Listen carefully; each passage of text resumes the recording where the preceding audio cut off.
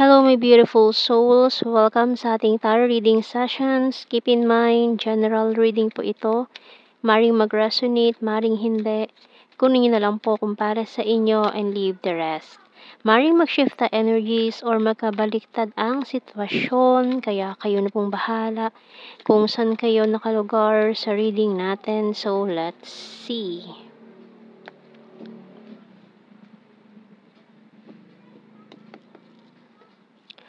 So we have here the Knight of Swords,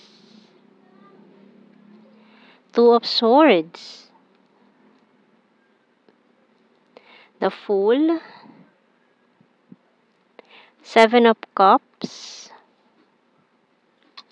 the Hermit, Three of Cups, Four of Wands, and the Star. Uy.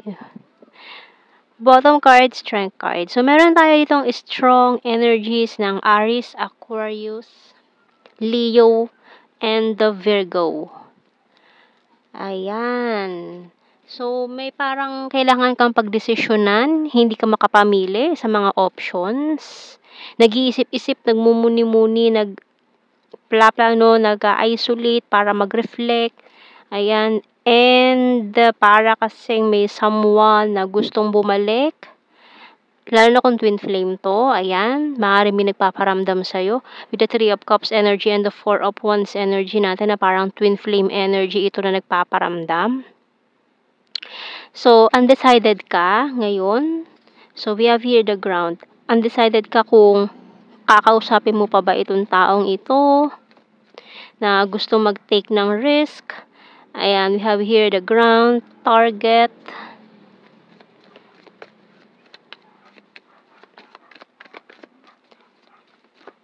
Okay, it's divine counterpart energy ito.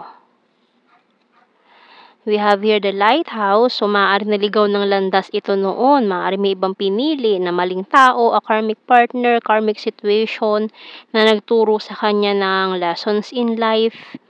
And then, ngayon, after ng realization, after ng hermit mode, after ng isolation, matagal na pag-iisip, ayan, this person is thinking of you, naisip ka niya bigla, and then, out of the blue, bigla siya nakipag-communicate sa'yo, pero parang hindi mo pa alam ang re-reply sa kanya.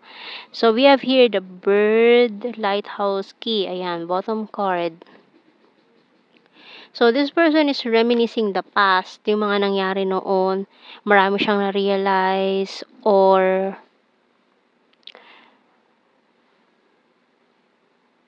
dahil dito din sa mga signs na nakikita niya. So, ngayon malinaw na sa kanya yung target niya. Kasi parang noon, blurred yung vision dito sa target niya.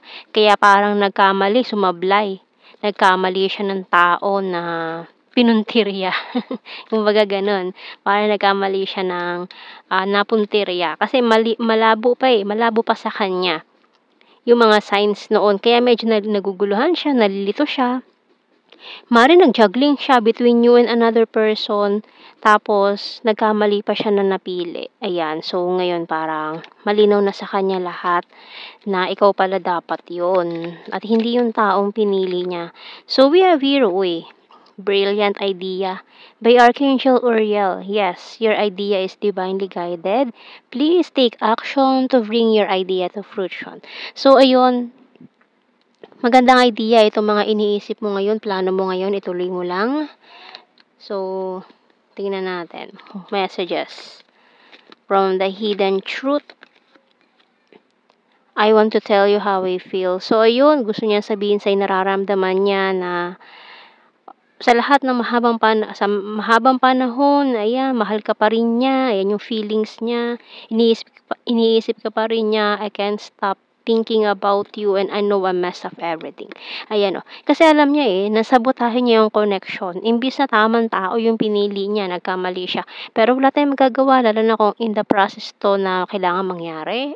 Lalo na kung in the twin flame journey kayo parehas, na kailangan nyo munang matuto ng mga lessons in life na magkahiwalay bago nyo maharap or magkaroon ng spiritual awakening para sa muli niyong pagtatagpo nitong twin flame mo para magampanan ninyo yung inyong tungkulin na dalawa dito sa earth. Kasi itong twin flame, hindi lang naman yan about romantic relationship. So, kasi kapag na-clear nyo na lahat ng karmic debt na kinaharap nyo ngayong lifetime na to, kapag na-clear nyo na yon at meant to be na kayo na mag-meet ng twin flame nyo, malaki ang role na dapat nyong gampanan sa earth. So, it's time for me to heal now. Ayan, kailangan niyo muna talagang i-heal lahat itong mga karmic debts, karmic relationship, karmic lessons na ito bago kayo magtagpong dalawa. And so, it's in the cycle talaga na kailangan nyo maghiwalay, mag-let go para mag-grow apart. We need to let each other go. And I hid who I really am from you. I wish I had treated you better. And I replay our conversations over and over. So, ngayon lang kasi nag-sink in sa kanya yung mga reason or bakit nangyari ito.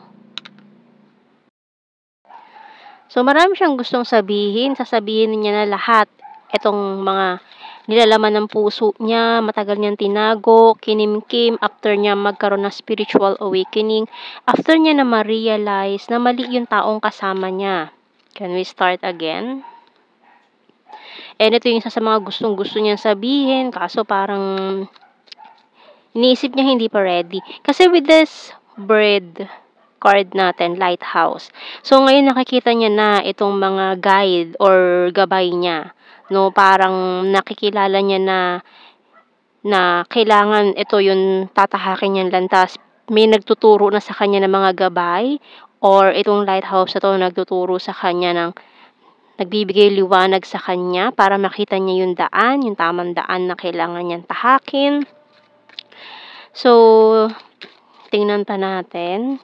Kasi it's divine counterpart energy talaga malakas ang energy na you are meant to be, na magkasama kayo in this lifetime. Lalo na kung natapos nyo na yung mga karmic cycles, mga kailangan yung pagdaanan, natutunan na ang mga lessons in life. Pero kung hindi, maaaring maghihintay na naman kayo ng another lifetime niyan. Lalo na kung paulit-ulit yung pinagdadaanan yung mga pinagdaanan ninyo and then hindi pa rin kayo na natuto or inulit nyo pa rin yung mga maling desisyon noon sa ibang tao. Ayan. Kasi babalik yan sa katauhan ng ibang tao. Yung mga karmic cycles na yan, hindi yan isang tao lang. Pwede yang bumalik sa'yo sa katauhan ng iba. Ibang tao naman, pero same cycle. Pwedeng ganun ang mangyari dyan. Para i-test kayo ni universe. Okay na kaya? Natuto na kaya ito? Ganon. Okay, so I love your humor. You complete me and I want you back. So, ayan nga, after ng spiritual awakening nitong taong to, nagising na siya sa katotohanan. And then, this person now will spill the beans. Lahat ng gusto mong malaman. And you excite me. So, na-excite siya na, ayan confirmation na it's a twin flame. So, na-excite na siya na makita ka ulit, makausap ka, sabihin sa'yo lahat ng mga gusto niya sabihin. And I'll start to save money. Yan, para sa inyong grand reunion. Ayan, with the 3 of Cups. Energy natin dyan. And I'm proud of you. Okay, so proud na proud siya sa'yo. Ibig sabihin, alam niya yung mga nangyayari sa buhay mo, yung mga ganap sa buhay mo, alam niya yan lahat, no? You're so hot, nag-i-stalk pa ito sa'yo. Kasi alam niya yung mga ganap sa buhay mo. May mga kinukunan siya ng information sa tungkol sa mga nangyayari ganap sa buhay mo. Okay, so kuha tayo ng initials natin dito. Meron tayong letter E, A, M, pwedeng May, H, V, I, S, B, and, baliktad. Ano to? Letter O. Walang Letter O, ayan. So, tingnan natin sa blue card, meron tayo ditong no strings attached. Ayan, kasi na-realize niya na yung taong pinili niya in the past, wala silang connection. Hindi sila connected ng taong yon. And regret, ayun, nagsisisi na siya dahil mali nga mali yung kanyang desisyon. And ayan na ang pinakahihintay na union of hearts.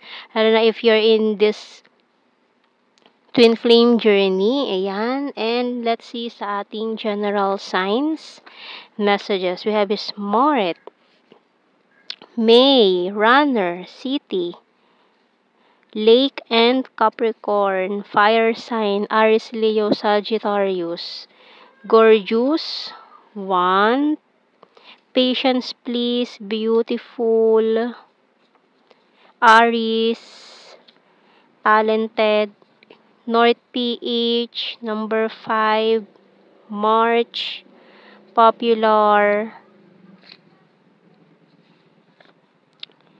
Quiet Person, Green-Minded, Good Heart, and Party Animal. So we have here has a dirty sense of humor, Sagittarius, Nature Lover, September, Past Person, Travel, and last card natin, Sword, Air Signs, Gemini, Libra, Aquarius. So yan ang ating reading, my beautiful souls. Thank you for watching. Take care and God bless. See you in our next reading, guys. Bye-bye.